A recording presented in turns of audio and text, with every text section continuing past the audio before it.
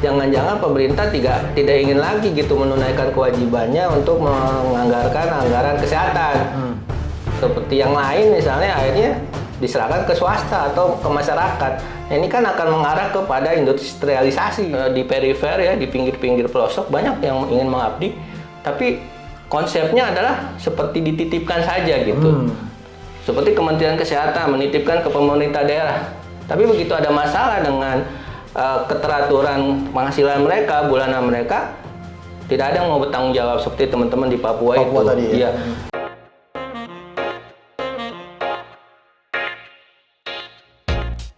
Assalamualaikum warahmatullahi wabarakatuh. Waalaikumsalam warahmatullahi wabarakatuh. Kembali lagi di YouTube channel Halo Pengacara. Apa kabarnya sahabat Halo Pengacara? Semoga dalam keadaan sehat walafiat ya.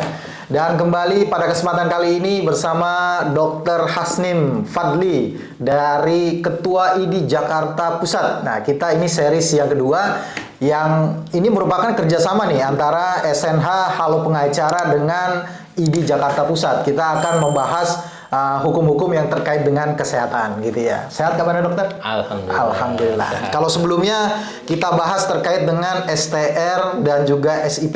Nah, sekarang saya mau tanya ini jadi isu juga ya dahulu di RUU Omnibus Kesehatan, sekarang udah jadi undang-undang, itu terkait dengan mandatory spending, Dok. Ya. Nah, masyarakat umum termasuk saya nih kurang paham nih, apa sih yang dimaksud dengan mandatory spending itu sebenarnya?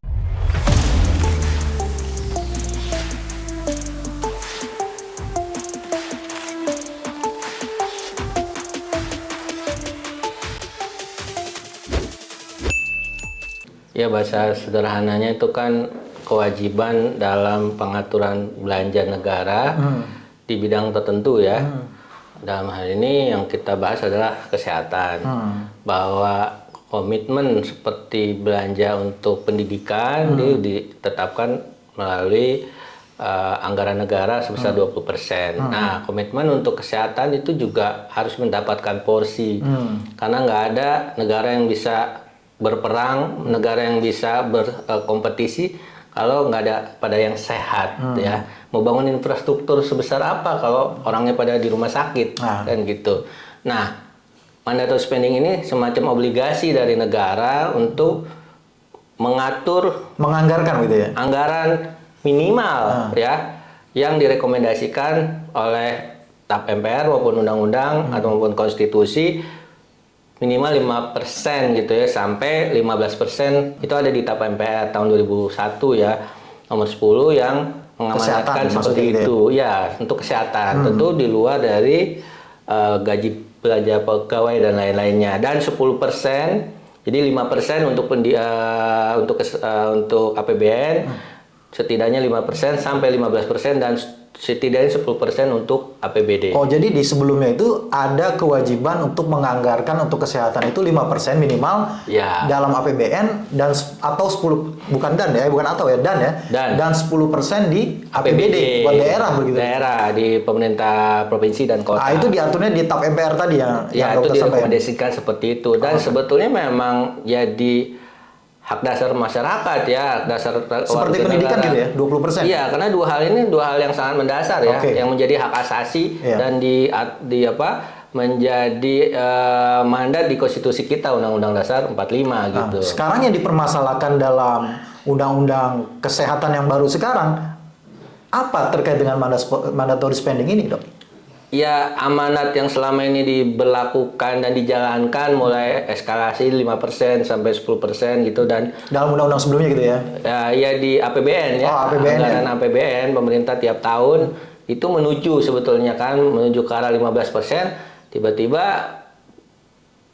hal seperti itu seperti ingin dihilangkan gitu, seperti tidak ada ikatan ya untuk target menuju ke sana gitu. Kenapa tidak dimasukkan dalam undang-undang yang baru masuk gitu ya? Iya betul, seperti itu. Jadi dan itu seperti dipertegas bahwa itu tidak boleh ada gitu. Ini kan suatu hal yang sangat bertentangan dengan aspirasi masyarakat yang ingin kesehatan itu dikawal gitu anggarannya. Kenapa kita berargumentasi demikian? Untuk anggaran yang sudah dikunci saja misalnya dengan angka tertentu itu masih mungkin bisa tidak terwujud. Bagaimana kalau tidak ada kewajiban di situ? Sehingga kita khawatir gitu. jangan-jangan pemerintah tidak ingin lagi gitu menunaikan kewajibannya untuk menganggarkan anggaran kesehatan. Seperti yang lain misalnya akhirnya diserahkan ke swasta atau ke masyarakat. Nah, ini kan akan mengarah kepada industrialisasi dan bahkan bisa jadi peran serta negara juga tidak hadir di situ. Itu yang kita khawatirkan. Nggak mungkin anggaran kesehatan ini nggak ada kan gitu. Tapi ketika pemerintah bilang tidak diikat lagi, kita bukan negara kaya gitu loh. Kalau misalnya nggak diikat, otomatis kemungkinan buat ditambahnya besar. Karena kebutuhan kita lebih banyak daripada ketersediaan anggaran kita. Jadi udah pasti pilihannya nggak mungkin nambah. Kalau nggak ada bunyinya pasti arahnya malah dikurangi gitu kan. Seperti itu. Iya. Dampaknya secara langsung dok, bagi masyarakat apa dok? Tidak dimuatnya atau tidak ada kewajiban dalam undang-undang kesehatan yang baru ini terkait dengan mandatory spending itu dok?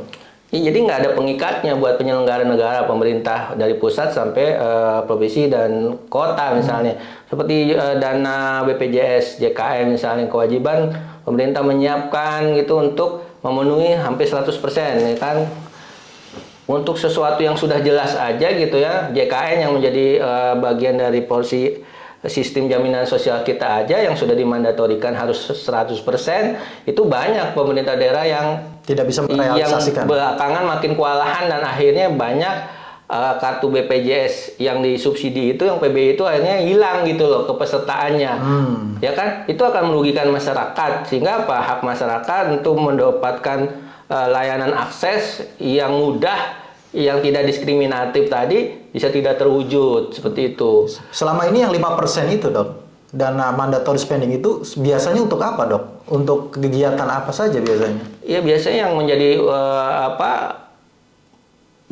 program unggulan pemerintah atau prioritas pemerintah, misalnya penanganan kasus-kasus yang nilainya sangat signifikan ya kasusnya, seperti kasus-kasus yang stunting 1-2 terbesar seperti TBC gitu yang masih juara 1, juara 2 mungkin ya di ASEAN dan bahkan di internasional gitu kan. Angka stunting yang sekarang naik gitu kan. Kalau pemerintah tidak menganggarkan bunyi 10% di APBD, maka konsep program nasional itu ya hanya akan jadi jargon saja, karena di lapangan di level pemerintahan daerah mereka nggak ada kewajiban menyisihkan anggarannya.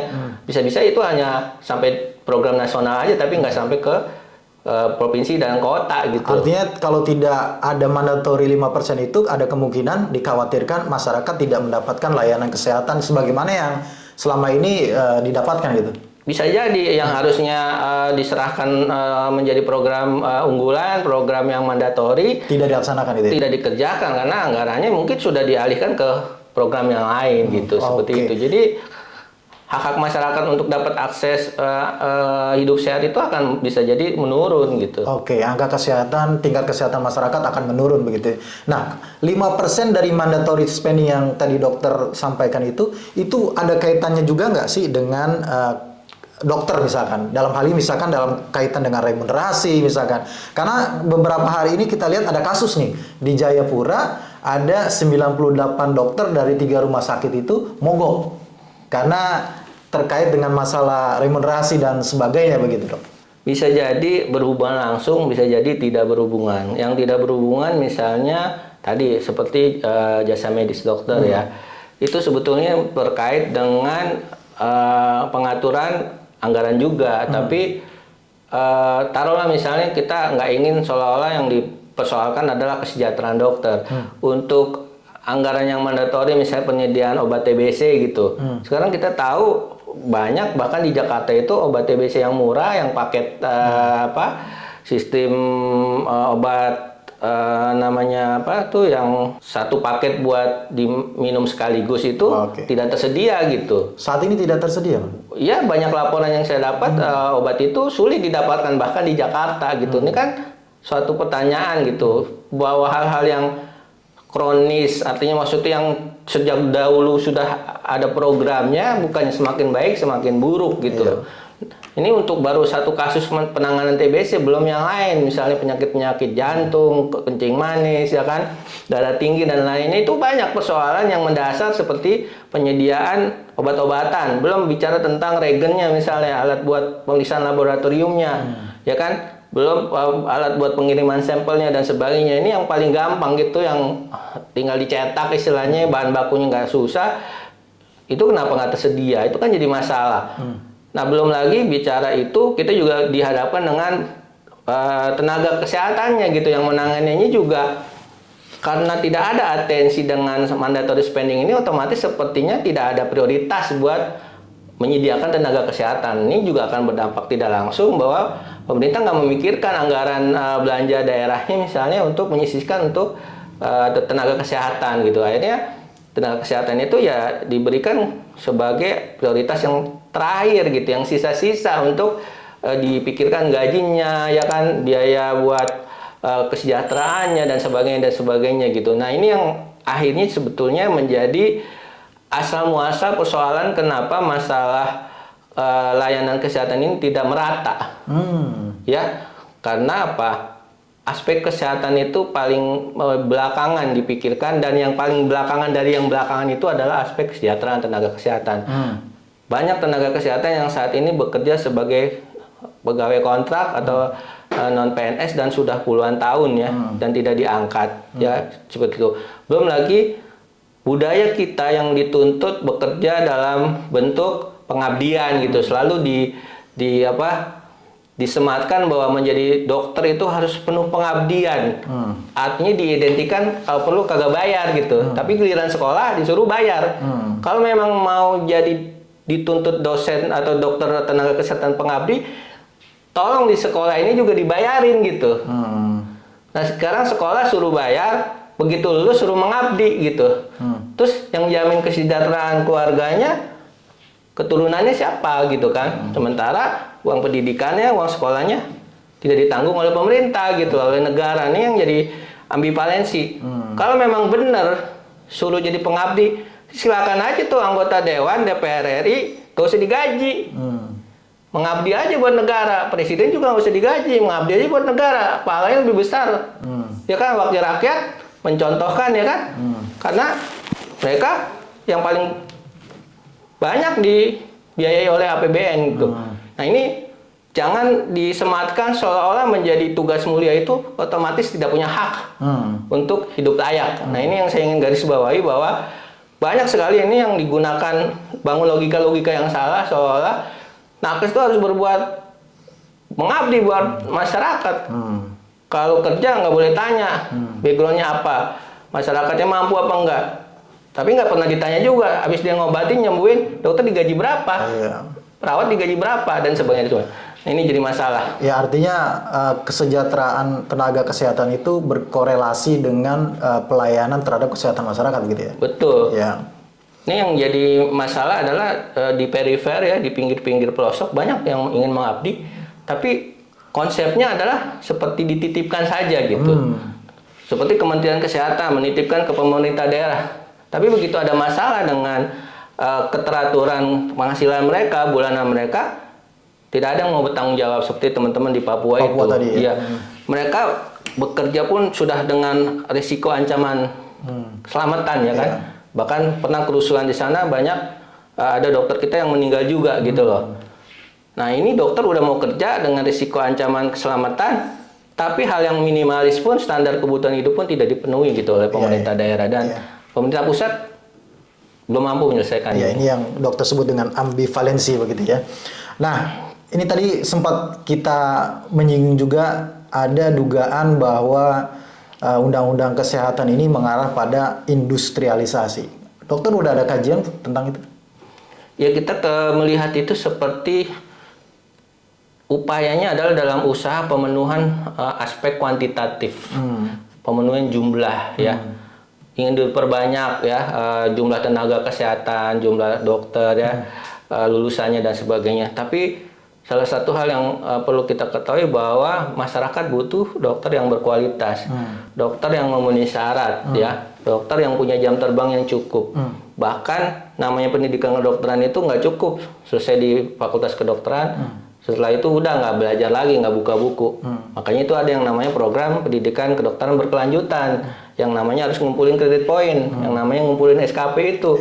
Diharapkan dokter tahun 2023 ilmunya nggak sama kayak waktu saya lulus tahun 2000-an gitu loh. tahun 2000-an ilmunya ilmu tahun 80-an, tahun 90-an. Begitu 2023 dia harus tetap update ilmu 2010 ya, 2020. Nah, seperti itu. Jadi ketika bicara tentang kembali ke topik tadi, maka kualitas dari dokter itu nampaknya sekarang mulai tidak diperhatikan. Nah, ini yang kita khawatirkan dengan intervensi sistem pendidikan ya di kedokteran, khususnya untuk spesialis. Iya. Biasanya berbasis universitas. Sekarang tidak mau diarahin ke universitas, ke rumah sakit. Jadi para praktisi yang ada di rumah sakit itu ya diminta untuk mengajarkan dokter langsung, tidak menjadi mahasiswa universitas. Oh gitu sekarang. Tidak lagi wajib sekolah kedokteran gitu di universitas. Tidak wajib lagi gitu. Ini sebetulnya mundur karena zaman saya dulu pernah sistem seperti itu, sistem magang. Seorang dokter mau ngambil spesialis jantung misalnya, magang sama dokter spesialis jantung yang udah duluan. Cukup ikut aja Iya, gitu kemana. Tanpa perlu sekolah formal gitu. Tidak perlu sekolah formal, nanti diakui oleh kolegium. Tapi persoalannya kan beda kualitas antara dokter di rumah sakit yang tidak sehari-harinya menangani berbagai macam kasus variasi dibandingkan yang di rumah sakit pendidikan gitu loh. Dimana kasus-kasusnya pasti kompleks gitu dan bervariasi lah temuan-temuannya. Sama kayak kita misalnya jadi pilot. Kalau cuman misalnya di Arab Saudi misalnya, mohon maaf di Timur Tengah, kan medannya cuman gurun. Ya kalau cuman belajar di situ, maka kita akan dapat ya medan gurun aja. Kita nggak pernah dapetin di medan hutan gitu loh. Nah di sistem universitas tuh akan dapat yang beragam dibuat. Kompleks, gitu. Nah kalau sistem rumah sakit, nggak semua rumah sakit punya kapasitas lengkap. Iya. Mulai dosen pembimbingnya, kasusnya dan sebagainya. Nah ini nampaknya tidak terlalu diperhatikan. Nah ini berbahaya karena apa? Kualitasnya nanti nggak sebaik yang sistem yang dibuat universitas. Jadi maksud saya, kita jangan gali lubang tutup lubang. Mempersoalkan misalnya sumber daya lulusan dokter yang sedikit, tapi diperbanyak, cuma nggak diperhatikan kualitasnya seperti yang udah sustain gitu ya, yang dibuat di universitas. Ya, berarti indikasi yang dokter lihat bahwa indikasinya adalah lebih mengedepankan kuantitas dibandingkan kualitas begitu ya saat ini begitu ya. Iya. Ya, ini yang terakhir dok. Ini terkait dengan mandatory spending tadi, kembali ke mandatory spending. Apa sebenarnya harapan dari dokter dalam hal ini secara pribadi ataupun sebagai pengurus daripada ID Jakarta Pusat? Ya kami berharap suatu yang sudah dibangun oleh sistem yang baik itu tidak lagi dirubah dengan serta-merta ya. Dipikirkan masak-masak, dilihat untung ruginya dan ya jangan terlalu membuat tikungan yang ekstrim lah saat kita sedang membuat rute yang disepakati oleh bersama gitu. Kementerian Kesehatan ini udah sejak ada dari zaman Indonesia Merdeka dan para menterinya bukan orang sembarangan. Gak mungkin nggak memikirkan apa yang dipikirkan oleh menteri yang sekarang, gitu kan. Ketika itu misalnya tidak mudah dilaksanakan, dipelajari dulu kendala-kendalanya apa. Tidak kemudian memaksakan harus diwujudkan dengan titik simpangan yang ekstrim. Ini kami khawatir kalau yang dibuat secara terburu-buru itu biasanya hasilnya juga akan mudah bubar gitu loh, atau mudah muncul masalah di lapangan. Jadi kehati-hatian ini penting, bukan berarti kita nggak menyetujui sebuah perubahan ya yang disebut transformasi kesehatan, tapi harus dibangun secara kolektif gitu loh, agar hasilnya sangat baik gitu ya, tidak banyak celah yang mungkin terbuka dan bahkan mungkin seperti trial dan error. Saya rasa itu menjadi penting buat kita. Ayo kita lakukan perubahan, tapi kita lakukan secara bersama-sama. Iya, secara kolektif dan menyeluruh gitu ya. Tidak hanya bagian-bagian tertentu aja gitu. Iya. Ya, makasih dokter atas waktunya dan kerjasamanya nih antara ID Pusat dengan Halo Pengacara. Dan terima kasih juga sahabat Halo Pengacara yang setia menyaksikan video ini sampai dengan selesai. Jangan lupa dukung terus Halo Pengacara, subscribe YouTube channel Halo Pengacara dan nyalakan loncengnya supaya terus mendapatkan update terkait dengan video-video terbaru dari Halo Pengacara. Terima kasih sekali lagi. Salam Halo Pengacara. Assalamualaikum warahmatullahi wabarakatuh. Waalaikumsalam warahmatullahi wabarakatuh.